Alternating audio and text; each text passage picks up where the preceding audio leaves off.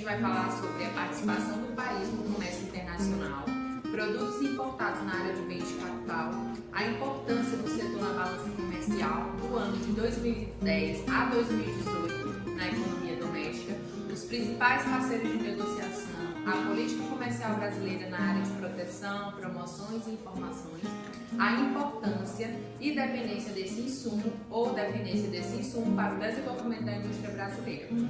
Vamos começar falando sobre a participação do país no comércio internacional. Bom, o Brasil, ele teve apenas 12% das importações de mercadorias, né? E 1% de importações, havendo crescimento nas exportações de alguns segmentos, como agropecuária, sucatas, de ferrovias e de minério de ferro. Elton Máximo, da Agência do Brasil, relata que a queda nas importações, provocada pela alta do dólar e pela retração na atividade econômica, fez a balança comercial bater recorde em junho, fazendo com que superasse as importações em 7,46 bilhões de dólares. Entre janeiro e julho de 2020, o país importou um total de 90,9 bilhões, né? Resultado do comércio com países como a China e Estados Unidos. Tivemos um resultado de acordo com o resultado de outros países, no caso a China e os Estados Unidos. O atual cenário global, relacionando à pandemia, acarretou a diminuição da demanda internacional, né, por produtos e serviços que, somadas inúmeras barreiras comerciais impostas pelos países, afetaram principalmente as importações, com o aumento dos impostos, com o aumento de tudo que pela falta de produto, pela falta de mão de obra, houve o aumento dos impostos e assim afetou principalmente as importações, né, tendo uma queda. A professora Zilma Mendes cita alguns fatores que influenciaram para os fracos resultados e expressividade no Brasil no comércio internacional.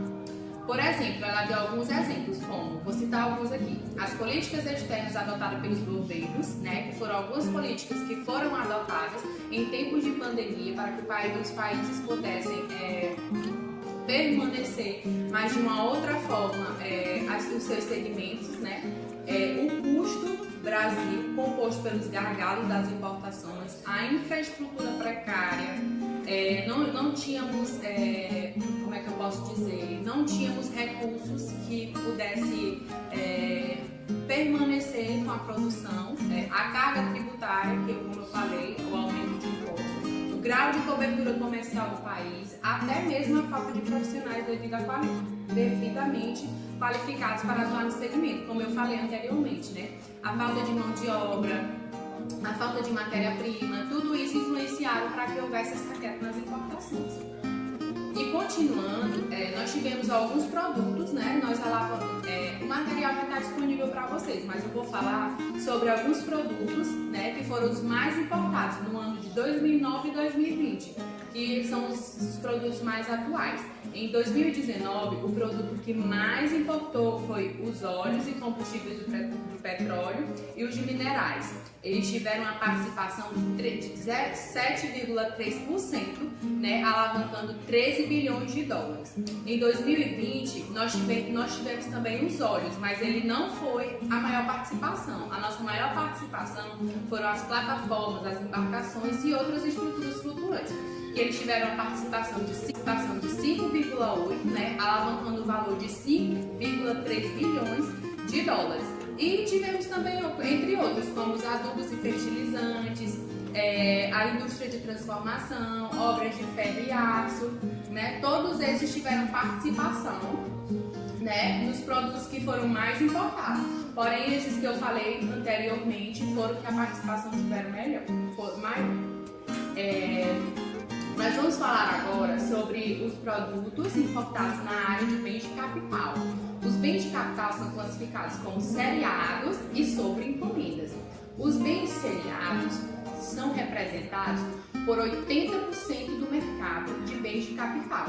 Eles são produzidos em larga escala, de forma padronizada. São produzidos por vários segmentos. Já os bens sob encomenda correspondem a apenas 20% do mercado. Eles possuem características próprias, por isso dependem da tecnologia. Então tem essa dependência. Por isso que ele só corresponde a 20% do mercado. Os bens seriados, eu vou dar alguns exemplos para que vocês possam se situar. Máquinas e ferramentas, máquinas têxteis, máquinas e implementos agropecuários, máquinas para artigos de plástico, né? Dentre outros. E nós temos também os bens sobre encomendas, a caldeiraria, turbinas hidráulicas, fornos industriais e entre outros, equipamentos ferroviários, navais. Pausa, gente, mais. Pois bem, dei alguns exemplos, né, dos bens seriados e bens de encomenda. E agora nós vamos entrar nos produtos importados na área de bens de capital. O Departamento de Pesquisas e Estudos Econômicos do Banco Bradesco constatou que houve uma queda superior a 40% entre 2014 a 2016. Contudo, ele fala que a produção de bens de capital vem mostrando uma tímida e moderada recuperação nos últimos 3 anos. A produção do setor está praticamente instável. As peças agrícolas, os produtos para as indústrias destacaram-se no ramo. No médio prazo, o setor será favorecido pela recuperação mais robusta dos investimentos, refletindo a melhoria da confiança, a queda de juros, a expansão do mercado e de crédito, né? A importância, nós vamos falar também agora da importância no setor da balança comercial. E aí trouxemos uma pesquisa de 2010 a 2018 na economia doméstica.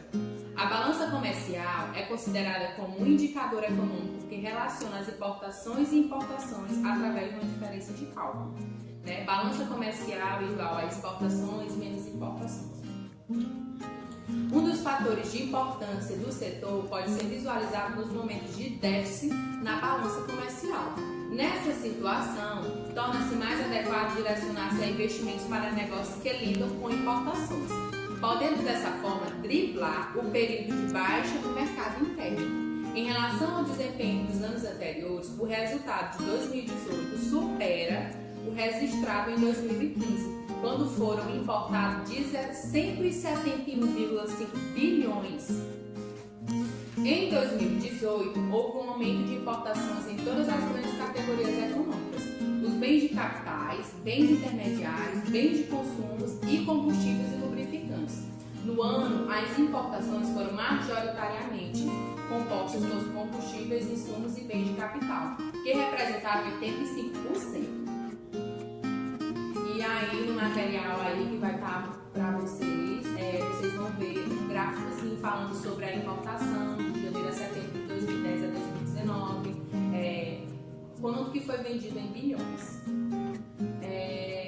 Continuando, normalmente associada à administração de um orçamento doméstico, a economia doméstica, né, nesse caso o mercado interno, é aquela que representa a soma dos bens e serviços favorecidos dentro do país. Além da evolução da economia doméstica e a desaceleração mundial afetou o comércio no Brasil. No primeiro trimestre desse ano, o saldo da balança comercial caiu para 13,9% em relação ao período de 2018, que é referente a 12,2 bilhões para um total de 10 bilhões. Os dados são de indicador de comércio exterior, né? Divulgados na última sexta-feira pela Fundação Getúlio Vargas. Em março, o saldo da balança comercial ficou em 5 bilhões. Em valor, as importações caíram para 4,9% na comparação entre o mês passado e igual ao período de 2018. Eu coloquei aqui no nosso material, para vocês terem um pouco de acesso, a alguns dos acordos que o Brasil faz parte. Brasil e Argentina, Mercosul e Chile, Mercosul e Bolívia, Brasil e México, Mercosul e México. Muitos desses acordos são acordos comerciais para a União Aduaneira, né? Que é a livre exportação de mercadoria entre os países, né, que são membros do Mercosul, para que haja menos impostos ou imposto nenhum entre eles, quando houver troca de mercadorias ou matéria-prima, serviços e etc. E aí nós temos alguns outros que estão em acordos de negociação, que é o Mercosul e Canadá, Mercosul e Singapura. Colômbia, o Líbano e assim dentre outros. Eu deixei no material para vocês darem uma olhadinha. Os principais parceiros de negociação é a Associação Latino-Americana da Integração, a ALAD. Ela é um processo que visa a implantação, né, de uma forma gradual e progressiva do mercado comum latino-americano, caracterizado principalmente pela adoção de referências tarifárias e pela eliminação de restrições não tarifárias. Reúne 13 países, são eles Bolívia, Equador, Paraguai, Chile, Colômbia, Uruguai, Venezuela, Cuba, Panamá, Argentina, Brasil e o México. Outro, que é principal parceiro também, é o Mercosul. Ele é um processo de integração econômica, né, entre a Argentina e o Brasil, Mercado Comum do Sul e Uruguai. Teve como início o seu início no Tratado de Assunção em 1991, né, e ele é um mercado livre de circulação de bens, de serviços, de trabalhadores e de capitais. É uma política comercial uniforme, né? Política de macroeconomia, de harmonização das políticas, dos códigos legislativos e assim vai. Os importadores, né, como a China, teve uma participação de 28,1%, que se refere a 63,36 bilhões. O Japão já teve 2,41%, que é referente a 5,43 bilhões. Vocês dão uma olhadinha nos demais países. A política comercial brasileira na área de proteção, promoção e informação. Dados atuais sobre a política comercial atuando na área de promoção. Atualmente, o Banco Mundial destaca a política comercial brasileira no combate ao Covid-19. O trabalho do Banco Mundial coloca o Brasil como exemplo número 1 no quadro de melhores práticas em lidar com o Covid-19. A publicação destaca as políticas de redução tarifária, facilitação de comércio e agilização alfandegária adotadas pelo governo brasileiro como exemplos que devem ser seguidos.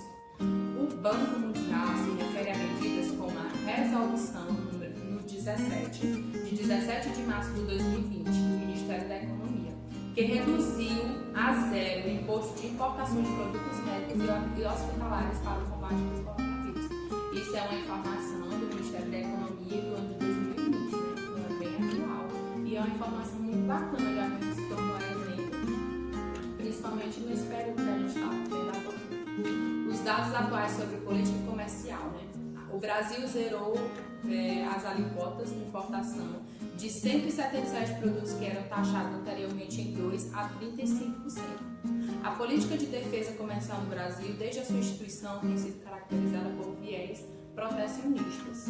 O comércio internacional de produtos agrícolas pode ser afetado pelo aumento de nacionalismo e protecionismo após a pandemia do novo coronavírus, segundo o relatório divulgado nesta quarta-feira pelo Ministério da Agricultura.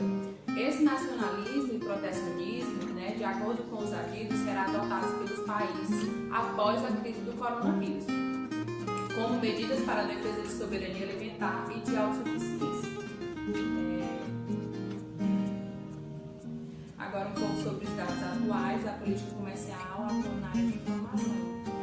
O cenário atual global fez com que o Brasil investisse no agronegócio brasileiro, proporcionando eventos, feiras agrícolas, workshops, maquinários e tecnologias avançadas, incentivando assim o aumento do setor.